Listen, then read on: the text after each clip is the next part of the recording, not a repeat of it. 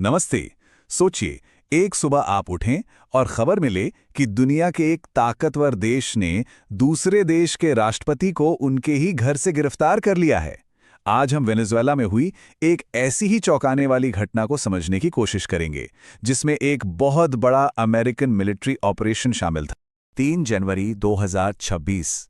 ये सिर्फ एक तारीख नहीं, बल्कि वो सुबह थी जब साउथ अमेरिका से आई एक खबर ने पूरी दुनिया में हलचल मचा दी। एक ऐसी घटना जिसके बारे में शायद ही किसी ने सोचा होगा। तो चलिए परत दर परत समझते हैं कि हुआ क्या था। सबसे पहले बात करते हैं उन शुरुआती घंटों की, जब ऑपरेशन एब्सोल्यूट रिजॉल्व नाम का यह खुफिया मिलिट्री एक्शन शुरू हुआ। इस ऑपरेशन का स्केल कितना बड़ा था, इसका अंदाजा इसी बात से लगाया जा सकता है कि पहले ही हमले में 150 से ज्यादा अमेरिकी लड़ाकू विमान, हेलीकॉप्टर और ड्रोन शामिल थे। मतलब वेनेजुएला की सुरक्षा को पूरी तरह से चौंका देने वाला एक हमला। तो उस पहले घंटे में क्या क्या हुआ? कराकस में रात के 2 बजे थे, पूरा शहर सो रहा था, जब अचानक अमेरिकी विमानों की गड़गड़ाहट ने आसमान को चीर दिया। सिर्फ 15 मिनट बाद ही धमाकों और हवाई हमलों की खबरों ने यह साफ कर दिया कि यह कोई मामूली घटना नहीं है। और 2:45 बजते बजते जब स्पेशल फोर्सेस जमीन पर उतरने लगी, तब इस ऑपरेशन का असली मकसद सामने आया। जी हां, यह सिर्फ एक हवाई हमला नहीं था। ये एक ऐसा ऑपरेशन था जिसका असली निशाना एक देश के राष्ट्रपति थे। अब आते हैं इस मिशन के सबसे अहम और सबसे सनसनीखेज हिस्से पर। इस पूरी गिरफ्तारी को एक फिल्मी अंदाज में अंजाम दिया गया। देखिए कैसे। सबसे पहले अमेरिका की elite special unit delta force ने राष्ट्रपति मादुरो के घर पर रेड की। फिर राष्ट्रपति और उनकी पत्नी को हिरासत में लेकर पास ही मौजूद एक अमेरिकी जंगी जहाज पर ले जाया गया और वहां से उन्हें मुकदमे का सामना करने के लिए सीधा न्यूयॉर्क ले जाया गया। अब जैसे ही गिरफ्तारी की खबर फैली, दुनिया के सामने 2 बिल्कुल अलग अलग कहानियां रखी गईं। एक कहानी अमेरिका की थी और दूसरी वेनेजुएला की।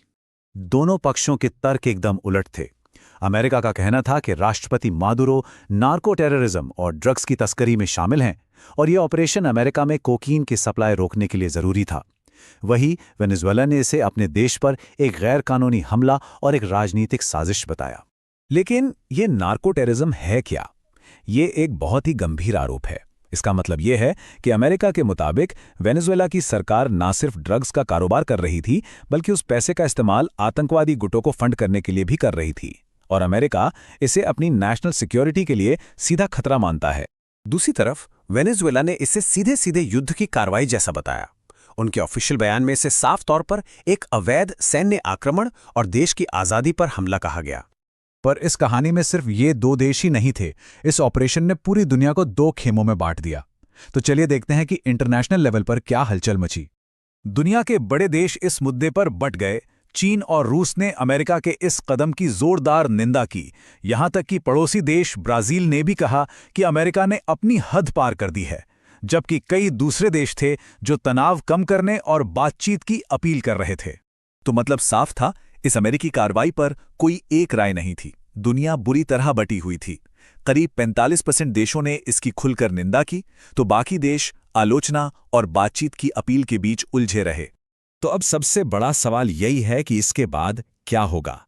ये घटना अपने पीछे कुछ ऐसे सवाल छोड़ गई है जो आने वाले वक्त की राजनीति की दिशा तय करेंगे। एक बात समझनी बहुत जरूरी है कि ये इस कहानी का अंत नहीं, बल्कि एक नए और शायद ज्यादा खतरनाक अध्याय की शुरुआत है। इस एक घटना ने अमेरिका और वेनेजुएला के रिश्तों को इतिहास के सबसे तनावपूर्ण मोड़ पर ला खड़ा किया है।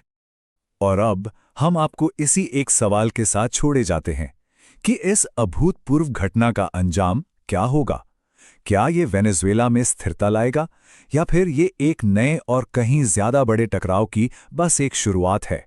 इस पर विचार जरूर कीजिएगा।